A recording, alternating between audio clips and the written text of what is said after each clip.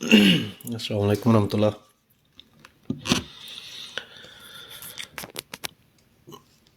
چلو آ جاؤ.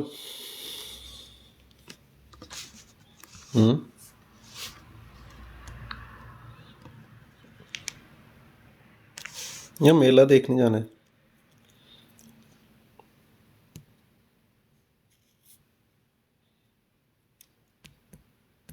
صحیح ہے.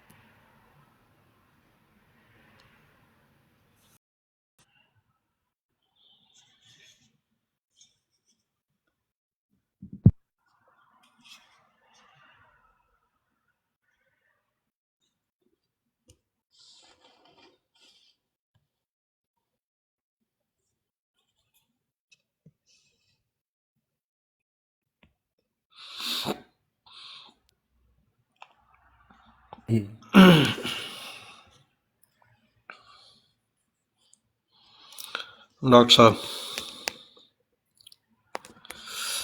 السلام علیکم ورحمۃ اللہ.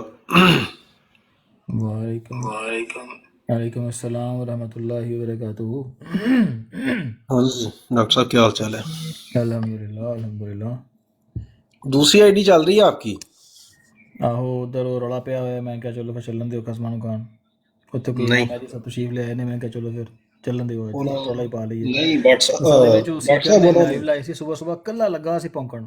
ਆਮ ਸੌਰੀ ਯਾਰ, it's a bed word, but he was doing something bad. मैं कहा यार अच्छा, फिर हमारी ऑडियंस वहाँ जाके बैठी हुई है तो फिर मैं लाइव लगाता हूँ. फिर यही हुआ कि वो जो 40-50 लोग वहाँ थे वो 70-80 मेरी तरफ आ गए सारे. तो ਉਹ ये ਸਹੀ ਹੈ. ਬਾਅਦ ਵਿੱਚ ਲਾ ਲੈ ਬਾਅਦ ਦੇ ਵਿੱਚ ਸੁਣ ਲੈਣ ਦੇ ਉਹਨਾਂ ਨੂੰ 1 ਘੰਟਾ. ਮੈਂ ਅੱਜ ਨਹੀਂ ਚਲਾਉਣੀ, ਮੈਂ 1 ਘੰਟਾ ਹੀ ਚਲਾਉਣੀ ਹੈ ਤੇ ਉਹਨਾਂ ਨੂੰ ਸੁਣ ਲੈਣ ਦਿਓ ਤੇ ਉਸ ਤੋਂ ਬਾਅਦ ਫਿਰ ਬੇਸ਼ੱਕ ਉੱਥੇ ਚੱਲਣ ਦਿਓ ਨੇ ਤੇ ਉਹਨਾਂ ਨੂੰ ਕਹੋ ਕਿ ਦਰਸ ਸੁਣ ਲੈਣ. वो ਮੈਂ ਨਾ ऑडियंस हमें ऐलान कर देना. ਹਾਂ ਉਹਨਾਂ ਨੂੰ ਕਹੋ ਦਰਸ ਸੁਣ ਲਓ अच्छा ਤੇ जी, ਫਿਰ अब आपसे गुजारिश है छोटी सी, एक ऐलान करना चाहता हूँ कि हमारे बहुत ही प्यारे मीठे से भाई हैं साहिब जी, वो इस वक्त जी जिन्हें चंदा नहीं देना ਉਹਦੇ ਕੋਲੋਂ ਮੰਗਣਾ ਵੀ ਨਹੀਂ. ਟੈਨਸ਼ਨ ਨਾ ਲਓ, ਮੈਨੂੰ ਪਤਾ है कितने चंदे वास्ते आखना है. गुजारिश ये है कि मेरे बहुत ही प्यारे बहुत ही मीठे भाई हैं साहिब जी, वो इस वक्त कुरान करीम का दर्स लगाते हैं. तकरीबन घंटा 1 घंटा 10 मिनट की क्लास होती है. हज़रत खलीफतुल मसीह राबे रहमतुल्लाह की बड़ी कमाल की क्लास है. सारे उलूम वहीं से हम लेके आते हैं. आइए जब देखते हैं ना कि डॉक्टर ज़करिया खान बह के गलबात कर रहे हैं, कोई गलबात नहीं है, सिर्फ उतों दी सिर्फ कापी की थी चीज़ा ने. But the thing is that कि उनकी ब्रॉड लग चुकी हुई है 5:30 کی یورپین ٹائم کے مطابق، 4:30 یو کے ٹائم کے مطابق، اور جو آپ کے ٹائم ہے آپ سیٹ کر لیں آپ۔ تو جن احباب کو شوق ہے وہاں جانے کا وہ ضرور وہاں جا سکتے ہوں، جانا چاہیں تو چلے جائیں، ضرور سنیں۔ تو جو باقی یہاں گپ شپ کر رہے ہیں جن کا انٹرسٹ ادھر کا ہے وہ اپنی طرف، مسئلہ نہیں۔ جی یوٹیوب پہ اپلوڈ کا مجھے نہیں پتہ جی، یہ صاحب جی بتا سکتے ہیں آپ کو، لیکن جی جی جی ٹھیک ہے جی۔ وہ صاحب جی وہ دوست یہ مطالبہ کر رہے ہیں کہ آپ اپنی اس براڈ کو یوٹیوب پہ اپلوڈ کیا کریں اور اس کا لنک احباب کو دیں تاکہ بعد میں ریپیٹ سن سکا کریں۔ چلیں ٹھیک ہے، میں ادھر کر دیا کروں۔ جی ٹھیک ہے، جی ٹھیک ہے، جزاک اللہ۔ جی جی جی جی وہ اپلوڈ کر دیں گے جی، ان کو میں اکاؤنٹ بھی دے دوں گا۔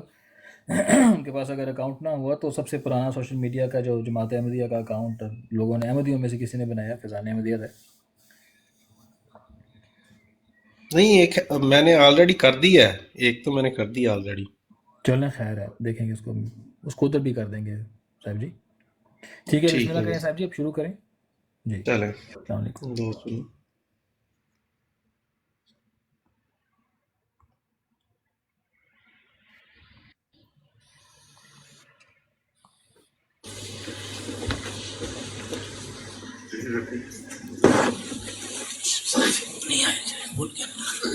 اس کو میز کو کسی بھی دور سے رکھا ہوا ہے، پتا کرو فون کر کے اوپر ہے۔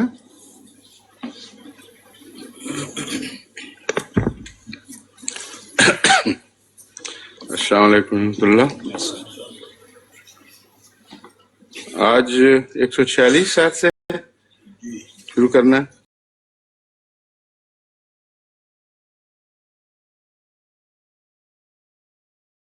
وما كان لنفس ان تموت، اعوذ باللہ من الشیطان الرجیم، بسم اللہ الرحمن الرحیم، وما كان لنفس ان تموت الا باذن اللہ کتابا یہ شیئرنگ کا بتا مؤجلا، دیں شروع کرنے سے پہلے پلیز۔ ومن يرد ثواب الدنیا، ڈاکٹر صاحب کیا کہہ رہے ہیں؟ میں نے عرض کرنی تھی کہ جو احباب ہمارے پاس 8 احباب اوپر بیٹھے ہوئے ہیں، اگر یہ 10 بھی لوگوں کو شیئر کریں گے تو 80 لوگوں کو شیئر ہو جائے گا۔ ابھی صرف 11-12 لوگ بیٹھے ہوئے ہیں۔ جی پلیز ان کو کہیں دوستوں سے کہ یہ اپنے اپنی جگہ پہ کلاس کو شیئر کر دیں پلیز، بڑا امپورٹنٹ ہے۔ چلو ٹھیک ہے، جزاک اللہ۔ منٹ ویٹ بھی کر لیں جب تک شیئرنگ کمپلیٹ ہو جاتی ہے۔ جی جی چلے میں پلے کر دیتا ہوں، ساتھ ساتھ کرتے رہیں دوست۔ نؤتہ منہا ومن یرد ثواب الآخرة نؤتہ منہا وسنجزی الشاکرین، وکأین من نبی قاتل معہ ربیون کثیر فما وہنوا لما أصابهم فی سبیل اللہ وما ضعفوا وما استکانوا واللہ یحب الصابرین، وما كان قولهم الا ان قالوا ربنا اغفر لنا ذنوبنا واسرافنا في امرنا وثبت اقدامنا وانصرنا على القوم الكافرين، فآتاهم الله ثواب الدنيا وحسن ثواب الآخرة واللہ یحب المحسنین، یا ایہا الذین آمنوا ان تطیعوا الذین کفروا یردوکم علی اعقابکم فتنقلبوا خاسرین، بل اللہ مولاکم وہو خیر الناصرین، سنلقي في قلوب الذين كفروا الرعب بما أشركوا بالله ما لم ينزل به سلطانا ومأواهم النار وبئس مثوى الظالمين، وَلَقَدْ صَدَقَكُمُ اللَّهُ وَعْدَهُ إِذْ تَحُسُّونَهُم بِإِذْنِهِ حَتَّى إِذَا فَشِلْتُمْ وَتَنَازَعْتُمْ فِي الْأَمْرِ وَعَصَيْتُم مِّن بَعْدِ مَا أَرَاكُم مَّا تُحِبُّونَ مِنكُم مَّن يُرِيدُ الدُّنْيَا وَمِنكُم مَّن يُرِيدُ الْآخِرَةَ ثُمَّ صَرَفَكُم عَنْهُمْ لِيَبْتَلِيَكُمْ وَلَقَدْ عَفَا عَنْكُمْ وَاللَّهُ ذُو فَضْلٍ عَلَى الْمُؤْمِنِينَ إِذْ تُصْعِدُونَ وَلَا تَلْوُونَ عَلَىٰ أَحَدٍ وَالرَّسُولُ يَدْعُوكُمْ فِي أُخْرَاكُمْ فَأَصَابَكُمْ غَمًّا بِغَمٍّ لِكَيْ لَا تَحْزَنُوا عَلَىٰ مَا فَاتَكُمْ وَلَا مَا أَصَابَكُمْ وَاللَّهُ خَبِيرٌ بِمَا تَعْمَلُونَ ثُمَّ أَنزَلَ عَلَيْكُم مِّن بَعْدِ الْغَمِّ أَمَنَةً نُّعَاسًا يَغْشَىٰ طَائِفَةً مِّنكُمْ وَطَائِفَةٌ قَدْ أَهَمَّتْهُمْ أَنفُسُهُمْ يَظُنُّونَ بِاللَّهِ غَيْرَ الْحَقِّ ظَنَّ الْجَاهِلِيَّةِ يَقُولُونَ هَل لَّنَا مِنَ الْأَمْرِ مِن شَيْءٍ قُلْ إِنَّ الْأَمْرَ كُلَّهُ لِلَّهِ يُخْفُونَ فِي أَنفُسِهِم مَّا لَا يُبْدُونَ لَكَ يَقُولُونَ لَوْ كَانَ لَنَا مِنَ الْأَمْرِ شَيْءٌ مَّا قُتِلْنَا هَاهُنَا قُل لَّوْ كُنتُمْ فِي بُيُوتِكُمْ لَبَرَزَ الَّذِينَ كُتِبَ عَلَيْهِمُ الْقَتْلُ إِلَىٰ مَضَاجِعِهِمْ وَلِيَبْتَلِيَ اللَّهُ مَا فِي صُدُورِكُمْ وَلِيُمَحِصَ مَا فِي قُلُوبِكُمْ وَاللَّهُ عَلِيمٌ بِذَاتِ الصُّدُورِ إِنَّ الَّذِينَ تَوَلَّوْا مِنكُمْ يَوْمَ الْتَقَى الْجَمْعَانِ إِنَّمَا اسْتَزَلَّهُمُ الشَّيْطَانُ بِبَعْضِ مَا كَسَبُوا وَلَقَدْ عَفَا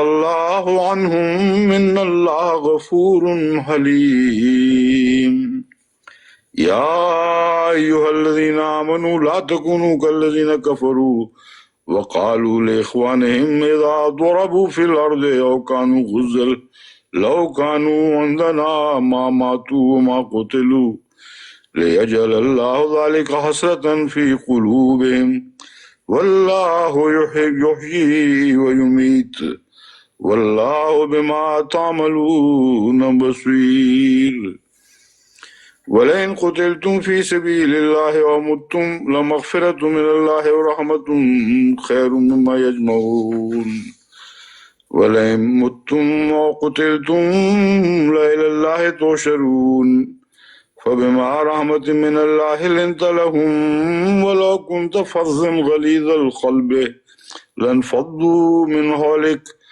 فَاعْفُ عَنْهُمْ وَاسْتَغْفِرْ لَهُمْ وَشَاوِرْهُمْ فِي الْأَمْرِ فَإِذَا عَزَمْتَ فَتَوَكَّلْ عَلَى اللَّهِ إِنَّ اللَّهَ يُحِبُّ الْمُتَوَكِّلِينَ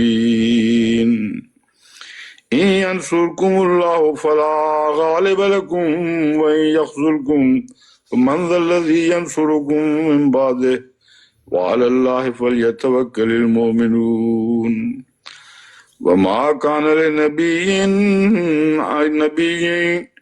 أَن يَغُلَّ وَمَن يَغْلُلْ يَأْتِ بِمَا غَلَّ يَوْمَ الْقِيَامَةِ ثُمَّ تُوَفَّى كُلُّ نَفْسٍ مَا كَسَبَتْ وَهُمْ لَا يُظْلَمُونَ أَفَمَنِ اتَّبَعَ رِضْوَانَ اللَّهِ كَمَنْ بَاءَ بِسَخَطٍ مِّنَ اللَّهِ وَمَأْوَاهُ جَهَنَّمُ وَبِئْسَ الْمَصِيرُ هُمْ دَرَجَاتٌ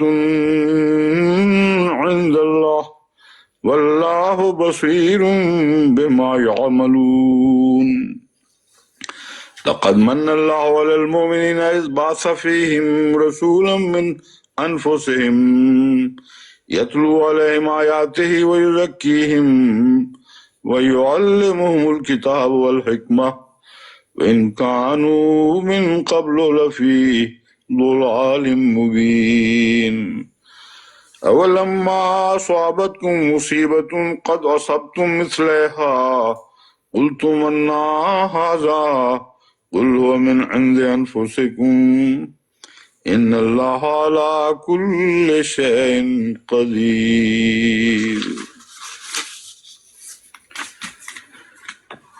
ومن یرد ثواب الدنیا نؤتہ، یہی سے ہے نا؟ نہیں، وما کان لنفس ان تموت الا باذن اللہ کتاب مؤجلہ. کل میں نے پڑھ نہیں دیا تھا ترجمہ اس کا؟ یہ معجلہ تک ہو گیا، ہاں معجلہ تک ہو چکا ہے. ہاں یہ آیت پوری ہے چونکہ اس لیے آپ کہتے ہیں دوبارہ. وما کان لنفس ان تموت، کسی جان میں یہ طاقت نہیں کسی نفس میں کہ از خود مر سکے، الا باذن اللہ، سوائے اللہ کے اذن کے. کتاب معجلہ یہ ایک میعاد ہے جو مقرر ہے.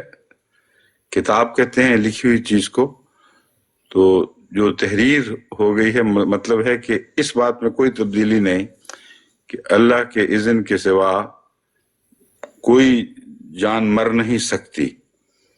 یہاں ایک پہلو جو میں نے بیان کر دیا تھا، دوسرا پہلو یہ ہے کہ لوگ جو خودکشی کر لیتے ہیں ان کا کیا حکم ہے.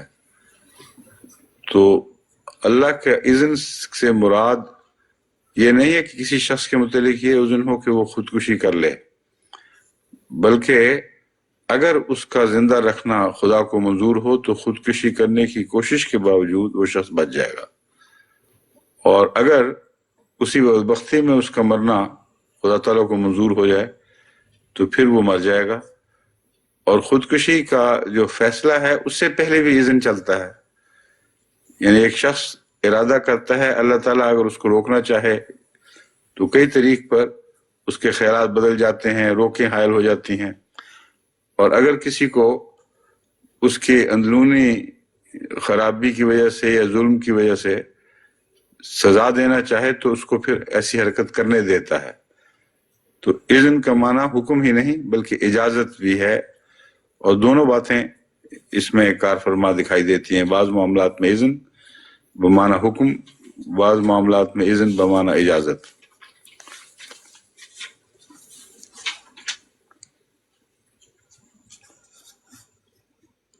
ومن یرد ثواب الدنیا نؤتہ منہا، جو دنیا کا ثواب چاہتا ہے ہم اسے دنیا کا ثواب دے دیتے ہیں. ومن یرد ثواب الآخرۃ نؤتہ منہا، اور جو آخرت کا ثواب چاہتا ہے ہم اس سے اس کا اجر آخرت میں دیتے ہیں. وسنجزی الشاکرین، اور ہم شکر کرنے والوں کو جزا دیتے ہیں.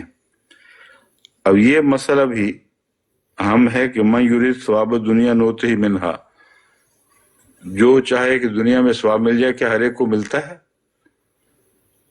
اور کہاں تک ملتا ہے؟ اور کون ہے جو چاہتا ہے کہ آخرت میں ثواب ملے اور پھر اسے آخرت ہی کا ثواب ملتا ہے؟ یہ پیچیدہ باریک مسائل ہیں. ترجمہ تو آپ کو آ جائے گا، مگر کوئی معنی تو ذہن میں ابھرنا چاہیے کہ اس ترجمے سے مراد کیا ہے. دو طرح سے ہیں یہ. ایک تو قومی طور پر کہ وہ قومیں جنہوں نے دنیا میں اپنی توجہات کو تمام تر وقف کر دیا، ان کو دنیا کے نتائج سے اللہ نے محروم نہیں رکھا، اور بافراغت دنیا کے نتائج ان کو عطا کیے گئے. اور وہ قومیں جنہوں نے خدا تعالیٰ کی رضا کو چاہتے ہوئے زیادہ تر توجہ ادھر رکھی، ان کا ایک پہلو کمزور رہتا ہوا دکھائی دیتا ہے، یعنی دنیا کی ترقیات. اس لیے مومنوں کو یہ دعا بھی سکھائی گئی کہ ربنا آتنا فی الدنیا حسنۃ وفی الآخرۃ حسنۃ، ہمیں دنیا کی بھی حسنہ دے اور آخرت کی حسنہ بھی دے. اس سے یہ توازن مکمل ہو جاتا ہے. اور دوسری طرف قرآن کریم میں ایک تو ان مومنوں کا ذکر ہے جو غور ضرور کرتے ہیں دنیا میں لیکن ذکر الہی کے ساتھ ساتھ، اور ایک وہ جو خالصتاً دنیا میں غور کرتے ہیں اور خدا کے ذکر کو الگ کر کے اور ملاقات سے مایوس ہو کر، جن کا سورہ کہف کی آخری آیات میں ذکر ہے. تو یہ ایک اصولی عمومی تعلیم ہے جس کے پیش نظر یہ کہنا من یہ اس لیے درست ہے کہ من کا معنی جمع بھی ہوتا ہے اور واحد کے لیے نہیں بلکہ عمومی طور پر جمع کے صیغے میں بھی من ہی استعمال ہوتا ہے۔ دوسرا ہے انفرادی طور پر، من یرید ثواب الدنیا نوتہ ہی منہا، ہر وہ شخص جو اپنے اعمال کو دنیا کی کمائی کے لیے وقف رکھتا ہے، یہاں ترجمہ یہ ہوگا اسے دنیا کی حد تک ہی اس کے عمل کی جزا ملتی ہے۔ اگر عمل بے وقوفوں والا ہوگا تو جزا بھی بے وقوفوں والی ہی ملے گی۔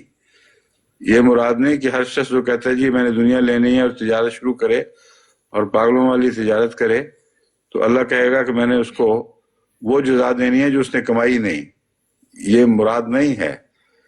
اس لیے وہ قانون اپنی جگہ کار فرما ہے کہ ہر شخص کو اس کی اہلیت اور اس کی محنت کے مطابق بدلہ دیا جاتا ہے، لیکن اس کی کوششوں میں اگر آخرت کمانے کا کوئی حصہ نہیں ہوگا تو تمام تر جزا دنیا تک ہی محدود رہے گی۔ اور کچھ لوگ جو محنت کرتے ہیں اس محنت میں ہی آخرت کا حصہ ڈال دیتے ہیں۔ ابھی جب میں نے یہاں کی بڑی مسجد کے چندے کی تحریک کی تھی تو بہت سے لوگوں نے یہ لکھا ہے کہ ہم نے فلاں کام خالصتاً اس غرض سے شروع کیا ہے کہ اس کی تمام تر آمد ہم مسجد کے چندے میں دیں گے، کیونکہ اس کے علاوہ ہمارے پاس کوئی چندہ نہیں تھا، یعنی چندے کے لیے پیسے نہیں تھے۔ اور بعض خواتین نے لکھا کہ ہم نے یہ سلائی کا کام شروع کر دیا ہے۔ ایک فون بھی آیا کہ پہلے اس سے تو میں مفت کپڑے سی کے دیتی تھی سب کو، کہ مشہور ہو گیا تھا میں اچھے سیتی ہوں، اور ان سے پیسے مانگتے ہوئے حیا آتی تھی۔ تو اب میں نے سوچا ہے کہ اس محنت کو خدا کی خاطر جب میں خرچ کروں گی تو اس میں کوئی شرم کی بات نہیں ہے، اس لیے وہ پیسے لینے شروع کر دیے ہیں اور اب میں وہ چندہ مسجد کے لیے اکٹھا کر رہی ہوں۔ تو یہ سارے وہ قصے ہیں جن میں وہ واقعات ہیں جن میں دنیا کی کمائی ہے لیکن آخرت کا حصہ ڈالا گیا ہے، تو ان کو آخرت میں سے حصہ ملے گا۔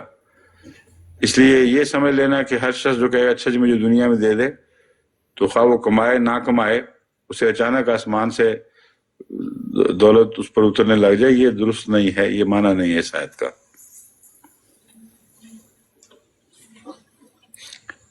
وَسَنَجْزِي الشَّاكِرِينَ میں بھی شکر کرنے والوں کو جزا دیتے ہیں، ہم ضرور دیں گے۔ اور شکر کرنے کا پہلے بھی ایک مفہوم گزر چکا ہے، جو جن چیزوں کی خاطر اللہ تعالیٰ نے کوئی چیز قانون بنایا ہے اور کوئی طاقتیں عطا کی ہیں ان کو محل پر استعمال کرتا ہے، وہ شکر کا حق ادا کرتا ہے اور اس کے نتیجے میں پھر جزا ضرور ملتی ہے۔ تو طاقتوں کا برمحل استعمال اور خدا تعالیٰ کے قوانین کا برمحل استعمال یہ ایک شکر کا طریق ہے۔ اور اس طریق کو آپ روزمرہ کی چھوٹی چھوٹی باتوں میں یوں سمجھ سکتے ہیں کہ ایک شخص، ایک ماں اپنے بچے کو دودھ کا پیالہ دیتی ہے اور وہ کپڑوں پہ پھینک دیتا ہے، اس کو پینے کے لیے استعمال نہیں کرتا، یا نئے نئے کپڑے پہناتی ہے تو اپنی کف سے ناک پہنچنے لگ جاتا ہے، یہ ناشکریاں ہیں۔ اس پر ماں کو غصہ آتا ہے کہ تمہیں دودھ اس لیے تو نہیں دیا تھا کہ کپڑے پہ گراؤ، یا تمہیں نئی قمیص اس لیے تو نہیں پہنائی تھی کہ ناک پہنچو۔ وہ صاف پتہ چلتا ہے کہ بے محل استعمال عمداً روزمرہ کی زندگی میں ناشکری سمجھا جاتا ہے، ایسے شخص کو کہ پھر آگے دوبارہ چیز دینے کو دل نہیں چاہتا۔ تو اللہ تعالیٰ نے یہ مضمون جو ہے نا مَن یرید ثواب الدنیا و ثواب الآخرہ، اس میں سنجزی الشاکرین کہہ کر یہ بتا دیا کہ ناشکروں کو ہم جزا نہیں دیں گے، یعنی جو ہماری عطا کردہ نعمتوں کو ان کے محل پر استعمال کریں گے ان سے یہ ہمارا وعدہ ہے اور ان کو ہم ضرور دیں گے۔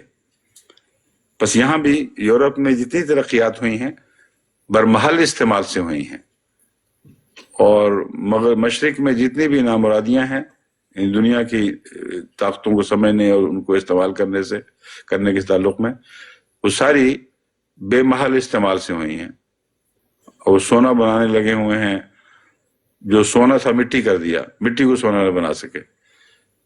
ان لوگوں نے برمحل استعمال کیا، اس پہلو سے اللہ کے شکر گزار بنے، اور اللہ تعالیٰ نے ان کے لیے اپنے وعدے پورے کر دیے اور کثرت سے ان کو عطا کیا۔ وَكَأَيٍّ مِّن نَبِيٍّ قَاتَلَ مَعَهُ رِبِّيُّونَ كَثِيرٌ، اور کتنے ہی نبی ہیں، یہاں نبی کا لفظ واحد میں استعمال ہوا ہے، مگر ترجمے میں بعض دفعہ اردو میں یا دوسری زبانوں میں بھی عربی کے واحد کو جمع میں کرنا پڑتا ہے اور جمع کو بعض دفعہ واحد میں کرنا پڑتا ہے، لیکن مضمون نہیں بدلتا، منشا وہی ہوا کرتی ہے۔ ہم کہتے ہیں کئی ایک نبی ہے، کہہ سکتے ہیں، مگر اردو میں ہم یہ کہتے ہیں کئی ایک نبی ہیں جو ایسے گزرے، کئی ایک نبی ہے جو ایسا گزرا نہیں کہتے۔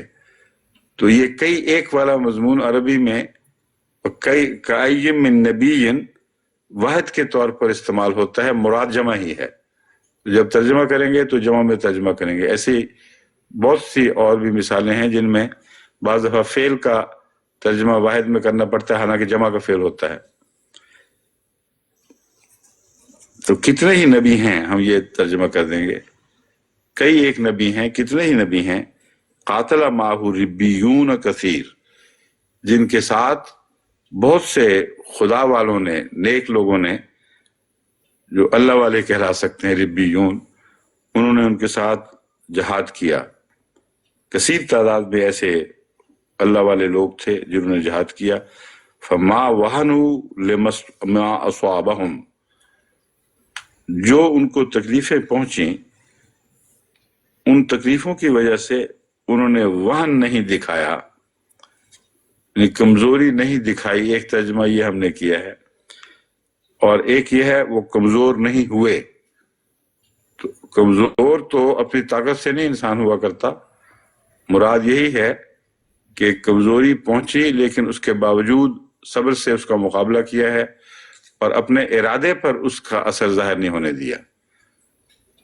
وہنو اور ہمتیں ماند نہیں پڑیں، یہ دو ترجمے درست ہیں کہ باوجود مصیبتوں کے ان کی ہمتیں ماند نہیں پڑیں، ان کے ارادوں میں کوئی کمزوری واقع نہیں ہوئی، اور تکلیفوں کے باوجود عزم صمیم کے ساتھ وہ قائم رہے اللہ کے فی سبیل اللہ، اللہ کے راستے میں۔ وما ضعفوا، اور وہ پھر وہی لفظ ہے، ضعیف نہیں ہوئے، کمزور نہیں پڑے۔ گزشتہ سال یہ بحث رمضان میں تفصیل سے گزر چکی ہے کہ ضعف کن کن معنوں میں استعمال ہوتا ہے۔ عقل کی کمزوری کو بھی ضعف کہتے ہیں، اور بڑھاپے کی وجہ سے انسان ضعیف ہو جاتا ہے۔ بچہ جو ضعیف ہو، بچے کے لیے بھی ضعیف کا لفظ استعمال ہوتا ہے، جو اپنے معاملات کا خود مختار نہیں ہو سکتا۔ تو وما ضعفوا میں یہ بھی مراد ہے کہ انہوں نے اپنی صلاحیتوں کو استعمال کرنے میں نہایت مستعدی دکھائی ہے، اور ذہنی لحاظ سے یا جسمانی رد عمل کے لحاظ سے وہ انہوں نے کوئی بھی ایسی کاہلی نہیں دکھائی جس سے ان کو ان کی اس کمزوری کی وجہ سے نقصان پہنچ سکتا ہو۔ فما ضعفوا میں ایک کمپلیمنٹ ہے، ایک قسم کا ان کو دیا جا رہا ہے، خراج دیا جا رہا ہے۔ اللہ کے حوالے سے تو خراج کا لفظ درست نہیں، مگر ان کی تعریف فرمائی جا رہی ہے۔ فما ضعفوا، جس کا برعکس یہ ہے کہ انہوں نے اپنی ذہنی صلاحیتوں اور جسمانی صلاحیتوں کو ان کے درجہ کمال تک استعمال کیا اور کسی پہلو سے بھی ڈھیلے نہیں پڑے۔ وَمَا اسْتَكَانُوا، اور اس کا نتیجہ یہ تب یہ نکلا ہے وَمَا اسْتَكَانُوا کہ دشمن کے سامنے ذلت آمیز شکست قبول نہیں کی، یعنی آخری دم تک مقابلہ کیا ہے۔ خلاصہ اس کا یہ بنتا ہے، استقانو عاجز ہو جانا، گر پڑنا، اور اپنی شکست کو ذلت کے ساتھ قبول کر لینے کے لیے لفظ استقانو استعمال ہوتا ہے۔ واللہ یحب الصابرین، یہ سارا مضمون ہی صبر کا ہے، تو اللہ صبر کرنے والوں سے محبت کرتا ہے۔ صبر ہے کسی چیز کو چمٹے رہنا، باوجود اس کے کہ تمام دوسرے محرکات اس کے خلاف ہوں. ہوا تیز چل رہی ہو، کسی نے مضبوطی سے ایک تنے کو پکڑا ہو اور وہ نہ چھوڑے کہ میں نے نہیں چھوڑنا ورنہ ہلاک ہو جاؤں گا، یہ بھی صبر کا ایک نشان ہے. نیکی پر قائم ہو جانا، حالانکہ نیکی کے خلاف کثرت کے ساتھ دوسری ایسی تحریکیں ہیں جو بسا اوقات اس کو نیکی چھوڑنے پر آمادہ کرنے کی کوشش کرتی ہیں، اس کا نام بھی صبر ہے. تکلیف پہنچے اور وویلا نہ کرے، اس کا نام بھی صبر ہے. تو اس پہلو سے اس صبر کے سارے مفاہیم یہاں صادق آتے ہیں. انہوں نے پاؤں نہیں اپنے اکھڑنے دیے، شدید ریلوں کے باوجود، دشمن کے شدید ریلوں کے باوجود وہ وہیں قائم رہے، اکھڑے نہیں ہیں ان ہواؤں میں، آندھیوں میں. پھر انہوں نے اللہ کی خاطر صبر ان معنوں میں بھی کیا کہ شور نہیں مچایا، وویلا نہیں کیا کہ ہمیں یہ تکلیفیں پہنچی، ہم سے یہ ہو گیا وغیرہ وغیرہ. بس صبر کے تمام مضمون یہاں داخل ہیں. وما کان قولہم الا ان قالوا ربنا اغفر لنا ذنوبنا. ان تکلیفوں کے باوجود صبر دکھانے کا نتیجہ پھر یہ نکلتا ہے کہ بجائے اس کے کہ اللہ کا شکوہ کریں، استغفار کی طرف توجہ مائل ہوئی اور یہ دعا کی کہ ہمارے گناہ بخش دے. ہو سکتا ہے ہمارے گناہوں کی پاداش کے نتیجے میں ہمیں کوئی ایسا نقصان پہنچے جو دین کے نقصان پر منتج ہو. بس اس وقت انہوں نے اپنے گناہوں کی بخشش کا سوچا ہے، یعنی کوئی بھی اپنی کمزوری اللہ تعالیٰ کی طرف منسوب نہیں کی، اس کی تقدیر کو یا زمانے کے نام پر اس کمزوری کو نہیں کوسا کہ لو جی دیکھو کتنا برا وقت آ گیا. حضرت صلی اللہ علیہ وآلہ وسلم نے اس کو بھی سختی سے منع فرمایا کہ جب تم زمانے کو کوستے ہو تو دراصل خدا کو کوستے ہو، کیونکہ زمانہ کو خدا پیدا کرتا ہے. اور اس وقت کسی وقت اگر تمہیں کوئی تکلیف ہے تو پھر صبر کرو اور سر تسلیم جھکاؤ یا اپنی کمزوریاں تلاش کرو، کیونکہ بسا اوقات تمہاری وجہ سے، اپنی کمزوریوں کی وجہ سے تمہیں تکلیف پہنچتی ہے. تو یہ جو لوگ ہیں اس بات کا نمونہ تھے، یہ قرآن کریم بیان کر رہا ہے. ما کان قولہم، اس کے سوا ان کا کوئی قول نہیں تھا، الا ان قالوا ربنا اغفر لنا ذنوبنا، سوائے اس کے کہ انہوں نے یہ کہا کہ اے ہمارے رب ہمارے گناہ بخش دے، واسرافنا فی امرنا، اور اپنے معاملات میں جو ہم نے زیادتیاں کی ہیں ان کو نظر انداز فرما دے، وثبت اقدامنا، اور ہمیں ثبات قدم عطا کر، وانصرنا علی القوم الکافرین، تاکہ اس کے نتیجے میں ہمیں نصرت حاصل ہو، ہم کافروں پر غالب آ جائیں. اور یہاں بھی ہم غالب آئیں نہیں فرمایا، وانصرنا علی القوم الکافرین، اور ہمیں کافروں کے مقابل پر غلبے والی نصرت عطا فرما، ایسی نصرت جو ہمیں علا کر دے، ان پر غالب کر دے. یہاں جو پہلی تین باتیں ہیں ان کے ساتھ ان تین باتوں کا تعلق ہے، وہن اور ضعف اور استقامت کا نہ دکھانا. اس کے مقابل پر اللہ تعالیٰ نے رکھا ہے، وہن کے مقابل پر ذنوب ہیں، اور بسا اوقات وہ جسمانی کمزوریاں جو وہن سے تعلق رکھتی ہیں اس میں انسان کی اپنی بے احتیاطیاں شامل ہو جاتی ہیں. پرندہ جو زیادہ کھا کے بوجھل ہو جائے اس کے لیے بھی عرب وہن کا لفظ استعمال کرتے ہیں، یعنی ایسا فعل جس کے نتیجے میں خدا نے جو طاقتیں دی تھیں وہ کمزور پڑ جائیں. تو اس لیے بہت ہی برمحل تعلق باندھا ہے اس کا گناہوں سے بخشش طلب کرنے کے ساتھ. تو وہن سے مراد وہ کمزوریاں جو اپنی غلطیوں کی وجہ سے انسان کے اندر میں پیدا ہو جاتی ہیں، اور جب وقت آتا ہے اس وقت سمجھ آتی ہے کہ اب ہم اتنی اہلیت نہیں رکھتے مقابلوں کی جتنی خدا نے ہمیں عطا کی تھی. تو اس کے لیے استغفار کا مضمون ہے. وَإِسْرَافَنَا فِي أَمْرِنَا، اور اپنے نفوس میں جو ہم نے اسراف کیا ہوا ہے اس کا تعلق ذوف سے باندھا ہے. اسراف فی امر سے کیا مراد ہے؟ یہ کئی قسم کے اسراف ہو سکتے ہیں. جو عقلی اور ذہنی اسراف یہ ہے کہ انسان اپنی صورتحال کا، اپنی جو طاقت کی یا ناطاقتی کی حالت ہے اس پر نظر نہ رکھے اور بے پرواہی سے زندگی بسر کرے، جس کے نتیجے میں جتنی ورزش کرنی چاہیے تھی وہ ورزش نہیں کرتا، یا جتنا طاقت جسم کی ہے اس سے زیادہ سمجھ بیٹھا ہے.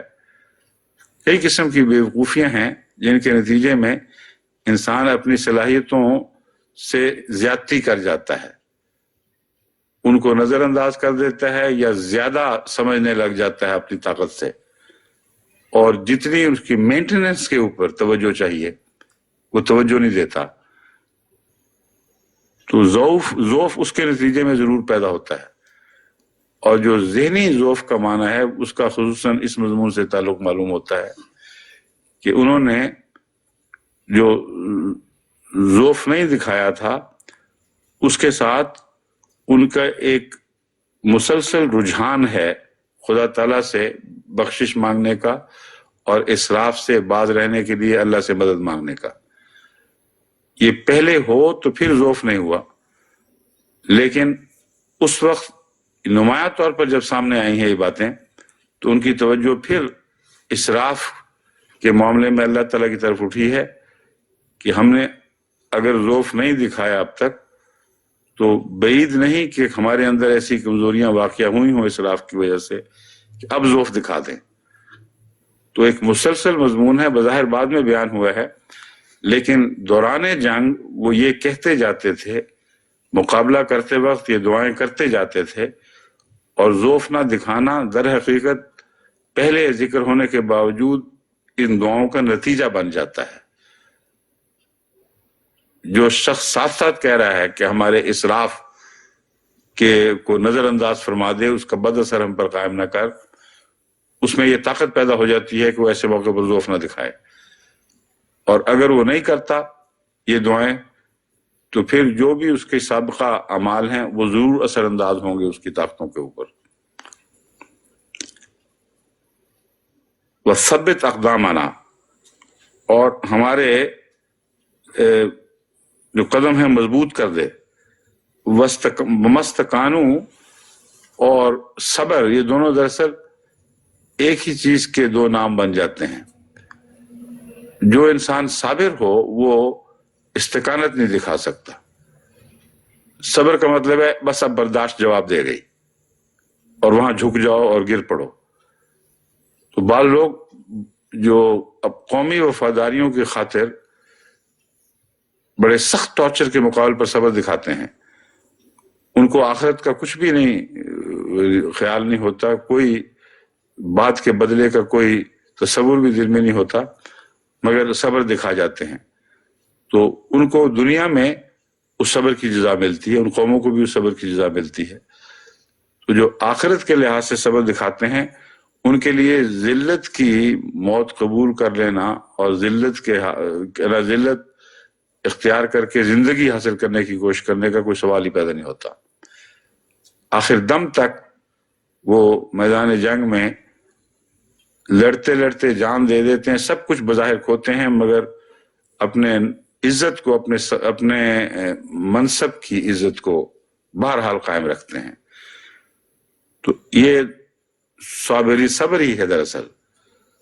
اور اسی وجہ سے آخر پر استقامت کے مان بعد اللہ تعالیٰ نے فرمایا واللہ یحب الصابرین. تو یہ جو ہے نا وثبت اقدامنا، آخری دعا، اس کا استقامت سے تعلق ہے اور یہی صبر کا مضمون بھی ہے. اور اس کے نتیجے میں پھر ایک بات ضرور ہوگی، وانصرنا علی القوم الکافرین. یہ صفات جن میں ہوں وہ خدا کے ساتھ یہ دعائیں، خدا کے حضور یہ دعائیں کریں تو پھر اللہ تعالیٰ ان کو کافروں پر ضرور فتح عطا فرماتا ہے. یہاں بظاہر یہ وعدہ نہیں ہے، لیکن اگلی آیت میں اس کا جواب آ رہا ہے، وانصرنا علی القوم الکافرین، اے خدا ہمیں کافروں پر فتح والی نصرت عطا فرما. فآتاہم اللہ ثواب الدنیا وحسن ثواب الآخرہ. یہ وہ لوگ ہیں جن کو ان دو شکوں میں سے ایک کے ساتھ نہیں باندھو اب، کہ بعضوں کو ہم دنیا کا ثواب دے دیتے ہیں اگر ارادہ ہو، بعضوں کو آخرت کا ثواب دے دیتے ہیں. انہوں نے دین کی خاطر دنیا میں تکلیفیں اٹھائیں، اس لیے اللہ تعالیٰ ان کو دنیا کی جزا بھی دیتا ہے اور آخرت کی جزا بھی دیتا ہے. بس اسلام کی جو ابتدائی قربانیاں تھیں وہ اگرچہ اللہ کی خاطر تھیں، لیکن اپنی دنیا انہوں نے جو ضائع کر دی خدا کی خاطر، اس کی وجہ سے اللہ تعالیٰ نے ان کو دنیا میں بھی عظیم فتوحات عطا فرمائی. اور جو حیرت انگیز غلبہ ہوا ہے مسلمانوں کا، وہ اسی وعدے کے مطابق تھا جس کو خدا نے فرمایا انہوں نے دعائیں کی اور ہم نے قبول کر لیں. اور دعا کی قبولیت میں اس سے زیادہ عطا کیا ہے جتنا دعا میں شامل ہوتا ہے، اور یہ اللہ تعالیٰ کا ہمیشہ کا انداز یہی ہے، جتنا دیتا ہے جو مانگتا ہے اس سے زیادہ دیتا ہے. انہوں نے تو صرف دین کی خاطر ایک فتح مانگی تھی، لیکن اللہ فرماتا ہے فَآتَاهُمُ اللَّهُ ثَوَابَ الدُّنْيَا وَحُسْنَ ثَوَابِ الْآخِرَةِ، ان کو ثواب دنیا بھی عطا کیا، وحسن ثواب الآخرہ، اور آخرت کے ثواب کا بہترین.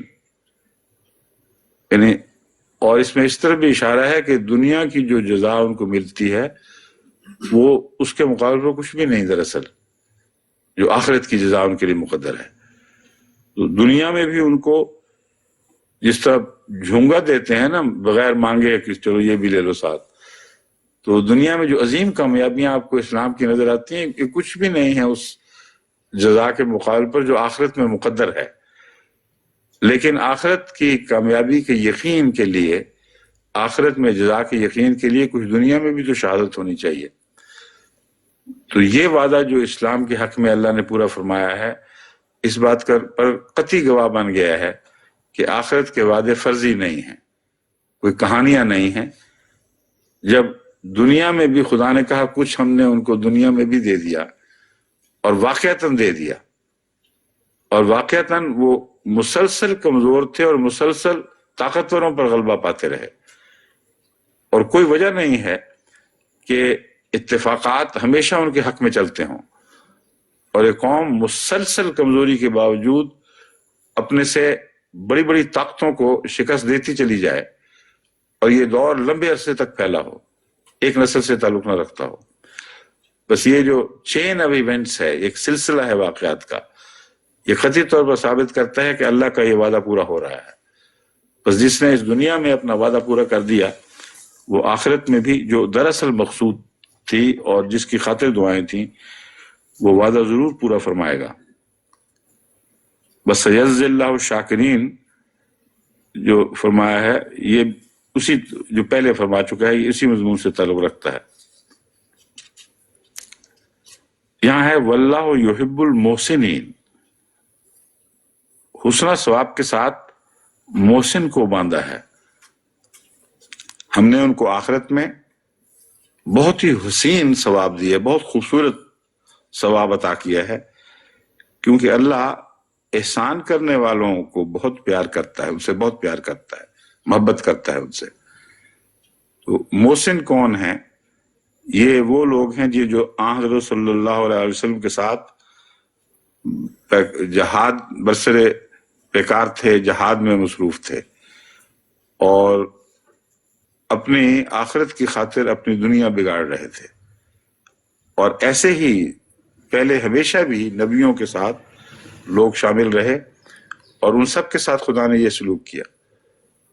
تو اس سے پتہ چلتا ہے کہ ایک دفعہ کا اتفاق نہیں رہا، اب پوری انبیاء کی تاریخ اس بات پر گواہ کھڑی ہے کہ نبیوں نے جب ان کے ساتھی قربانی کرنے والے تھے اور محسن تھے، جو جہاد کیا ہے اور دعاؤں کے ساتھ خدا سے مدد مانگی ہے، تو ہمیشہ یہی ہوا ہے کہ وہ قومیں، مذہبی قومیں آخر غالب آ گئیں.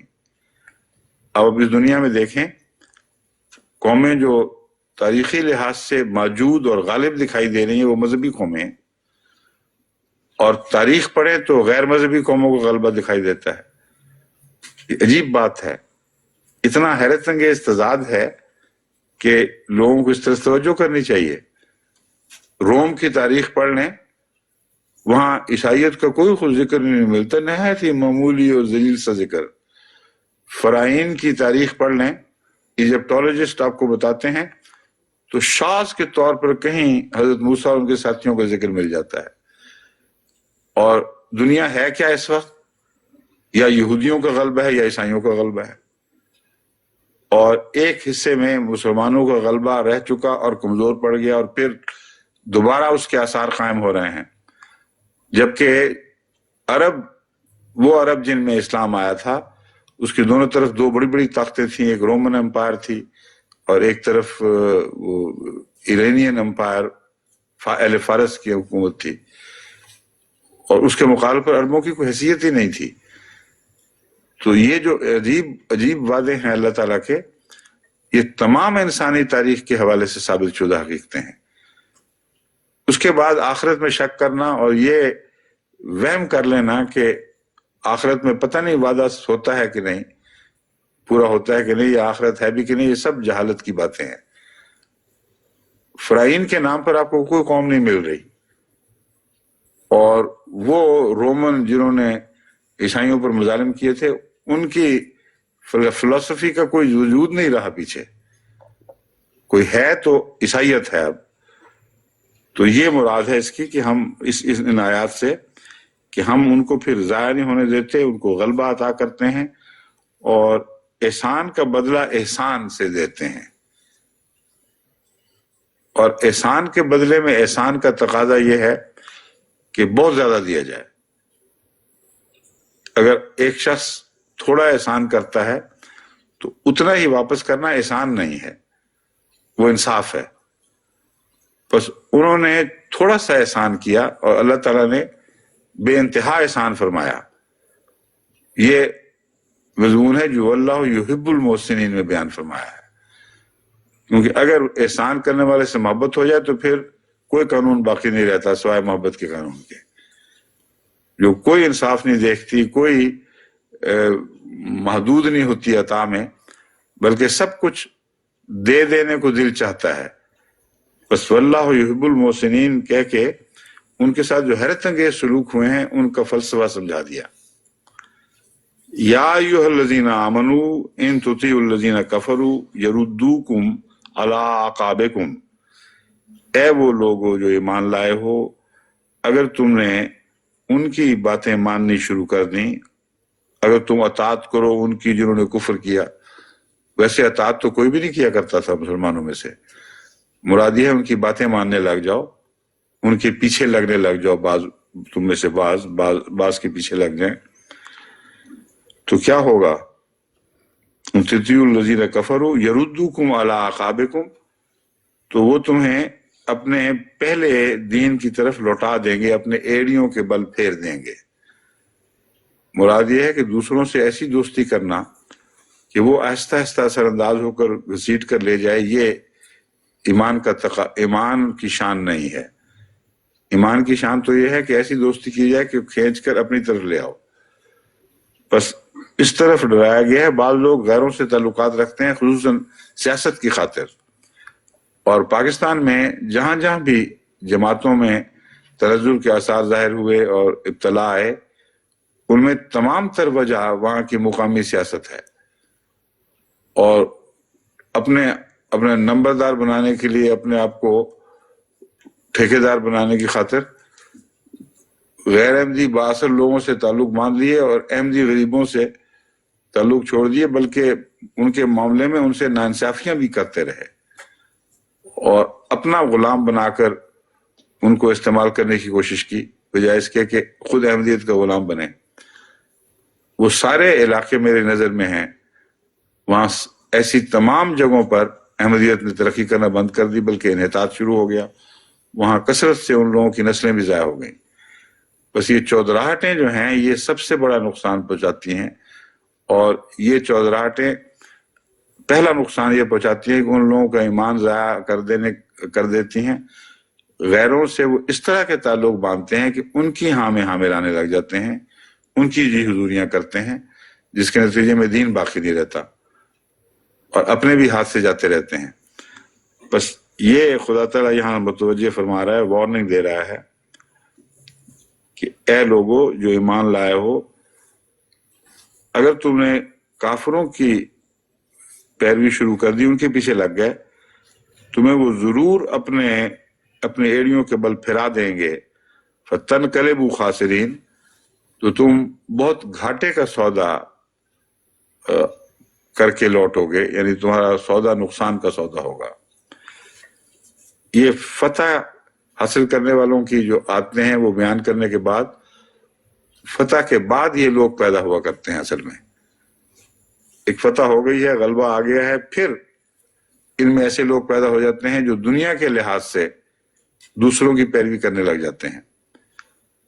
اور فتح سے مراد ضروری نہیں کہ کلی فتح ہو، بعض فتوحات وقتی فتوحات ہوتی ہیں، آخری فتح جب ہو جاتی ہے پھر تو یہ لوگ سر اٹھا ہی نہیں سکتے، لیکن اس وقت ان کے تعلقات چونکہ دل بگڑ چکا ہوتا ہے، وہ خدا کے نزدیک کوئی بھی معنی نہیں رکھتے۔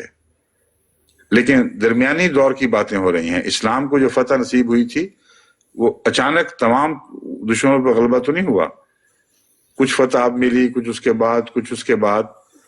اس درمیانی دور میں ایسے لوگ پیدا ہوتے ہیں جو سمجھتے ہیں کہ ابھی تک طاقت کا توازن جو ہے وہ غیروں کے ہاتھ میں ہے، اس لیے ان سے تعلقات باندھو، ان سے تعلقات جوڑو۔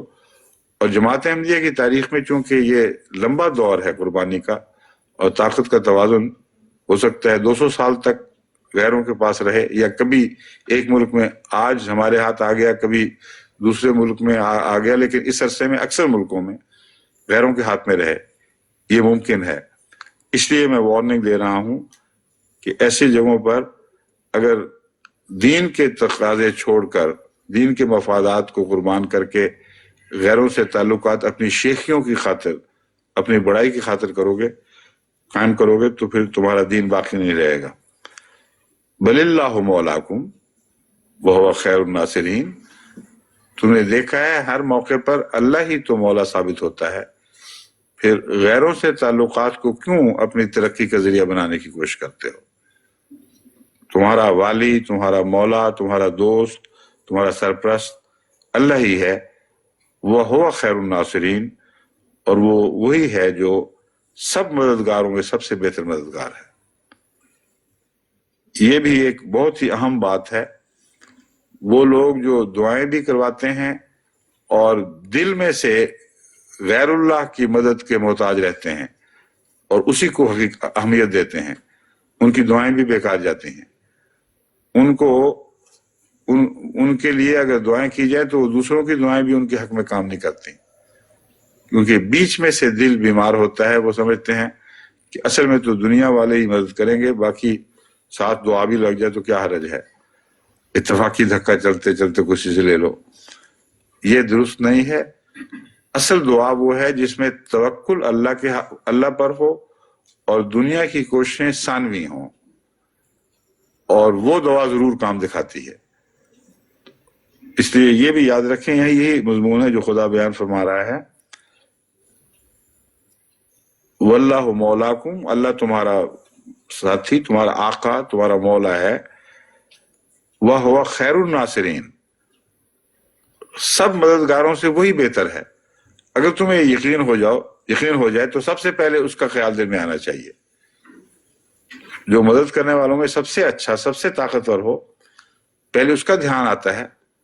ایک شخص ایسا بھی ہے جس کے پٹواری سے بھی تعلقات ہیں، ڈپٹی کمشنر سے بھی ہیں، تو اگر تکلیف ہوگی تو پہلے وہ ڈپٹی کمشنر کے تک رسائی حاصل کرنے کی کوشش کرے گا، پھر ضمناً بعض دفعہ نیچے اترتے ہوئے دوسروں کی مدد کی بھی ضرورت پیش آ جاتی ہے۔ تو اللہ کا خیال ہر مصیبت میں سب سے پہلے ہونا اور یہ یقین ہونا کہ مدد وہیں سے آئے گی، یہ مضمون ہے جو قبولیت دعا کا راز ہے۔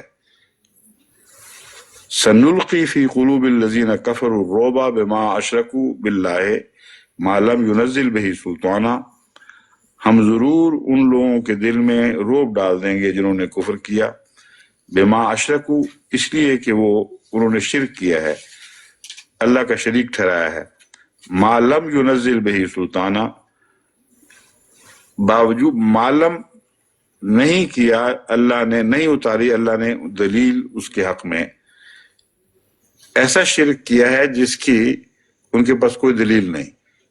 یہ مطلب تو نہیں کہ مشرکوں پہ دلیل اترا کرتی ہے آسمان سے، مراد ہے خدا تعالیٰ نے ہر چیز جو کائنات میں پیدا کی ہے اس کی ایک دلیل بھی اتاری ہوئی ہے، اور اس چیز کو اگر آپ اس کی جستجو کریں گے تو اصولی اس کے معید اور ایسے مشاہداتی مظاہر جو تجربے سے سامنے آتے ہیں وہ اس کی تائید میں کھڑے ہوئے دکھائی دیں گے۔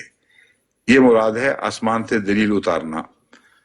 تو ہر چیز کی کا ایک فلسفہ، ایک تھیوری، ایک انڈر لائن پرنسپل کہہ لیں، وہ اصول جس کی تابع چیزیں پیدا ہوتی ہیں، وہ اس کے لیے سلطان ہے، اور کوئی چیز بھی بغیر سلطان کے نہیں ہے جو خدا نے پیدا کی ہو۔ تو فرمایا تم یہ شرک کہاں سے لے آئے ہو، کون سی سلطان ہے اس کے حق میں؟ چونکہ خدا نے اپنا ثانی پیدا نہیں کیا، اس لیے ساتھ دلیل بھی پیدا نہیں کی۔ یہ مراد ہے خدا کی تخلیق میں تو ہر جگہ سلطان دکھائی دے گی، اور انہوں نے جو بنا رکھے ہیں بت، ان کی کوئی سلطان نہیں ہے۔ اس لیے ان کے دلوں میں خدا روب ڈالے گا۔ جس ساتھی کی سلطان ہی کوئی نہ ہو اس نے مدد کیا دینی ہے؟ ایسے لوگ در حقیقت دل سے جانتے ہیں کہ ان میں طاقت نہیں ہے مدد کی، اس لیے وہ جلدی مروب ہو جاتے ہیں، جلدی خوف کھا جاتے ہیں اور توہمات کا شکار ہو جاتے ہیں۔ اس کی تفصیل میں نے پچھلے سال درس میں بیان کر دی تھی، یہاں صرف یہ بتانا ضروری ہے کہ یہ جو دوسری مدد آئی ہے وہ پہلے مسلمانوں کے قدم اکھڑنے کے بعد آئی ہے، اور اس مدد کا مسلمانوں کے روب سے تعلق نہیں تھا کہ ان کا براہ راست روب ہوا ہو، کیونکہ وہ تو مارکھا بیٹھے تھے بظاہر۔ یہ اللہ تعالیٰ نے ان کے شرک کی وجہ سے ان کے اندر وہ توہمات پیدا کر دیے جو شرک کا طبعی نتیجہ ہیں، اور اسی وجہ سے ان کو ایک اور روب ان کے اوپر طاری ہوا ہے۔ اس کی تفصیل کچھ تاریخ میں ملتی ہیں کہ یہ واقعہ ہوا تھا، یہ واقعہ ہوا تھا، جس کی وجہ سے وہ مشرک لوگ ڈر گئے تھے، اور جن پر ایک دن پہلے بظاہر غلبہ حاصل کر چکے ہیں، یہ سوچ رہے تھے کہ کیوں نہ مکمل کر لیا، ان کی پیروی سے گھبرا کر وہاں سے اٹھ دوڑے ہیں۔ اور دوسری مثال اس کی جنگ احزاب کے وقت ملتی ہے، جبکہ آگ بجھ گئی آندھی کی وجہ سے، تو وہی روب کا موجب بن گئی۔ ان توہمات میں وہ مبتلا ہو گئے کہ آگ جو بجھی ہے جس کی ہم پرستش کرتے ہیں تو ضرور ہم مارے گئے۔ تو یہ وہ مضمون ہے روب۔ بعض دفعہ مسلمانوں کے ایمان کا روب بیٹھتا ہے لوگوں پر، دوسروں پر، بعض دفعہ اندرونی طور پر ان کی شرک کی کمزوری ان کے لیے روب کا موجب بن جاتی ہے۔ بما اشرکوا باللہ ما لم ينزل بہ سلطانا ومأواہم النار، اور ان کا ٹھکانہ آگ ہے، وبئس مثوى الظالمین، اور ظلم کرنے والوں کا کیا ہی برا ٹھکانہ ہے۔ وَلَقَدْ صَدَقَكُمُ اللَّهُ وَعْدَهُ إِذْ تَحُسُّونَهُم بِإِذْنِهِ، اور اللہ تعالیٰ نے تم سے اپنا وعدہ پورا فرما دیا، إِذْ تَحُسُّونَهُم بِإِذْنِهِ، جبکہ تم اس کے حکم سے ان کا قلع خما کر رہے تھے، ان کی جڑیں کاٹ رہے تھے۔ تحسونہ سے تلوار سے مارنا بھی مراد ہے یا قتل کرنا بھی، لیکن دراصل یہ لفظ ہے کسی کو کلیتاً برباد کر دینا، تہس نہس کر دینا۔ حتی اذا فشلتم وتنازعتم فی الامر وعصیتم من بعد ما اراکم، یہاں تک کہ جب تم پھسل گئے، وتنازعتم فی الامر، اور حضرت صلی اللہ علیہ وآلہ وسلم کے حکم کے بارے میں اختلاف کیا اور ایک دوسرے سے بحث شروع کر دی۔ الامر سے مراد یہاں وہ امر ہے جو حضرت صلی اللہ علیہ وآلہ وسلم نے جنگ احد پر گھاٹی پر مقرر کردہ دستے کو دیا تھا کہ کسی حالت میں کسی قیمت پر فتح ہو بھی جائے تب بھی تم نے نہیں اترنا، شکست بھی دیکھو تب بھی نہیں اترنا، اس درے کو روکے رکھنا ہے. اس بارے میں مراد کیا تھی اس بحث میں پڑ گئے کچھ لوگ، اور اس وجہ سے تنازع ہوا. اس کے نتیجے میں پھر وہ باقی مسلمانوں کو شدید نقصان پہنچا.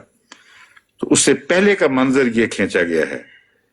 اتنی زبردست فتح تھی کہ گویا وہ دشمن کو قلع خمہ کر رہے تھے، ان کے بیج مار رہے تھے.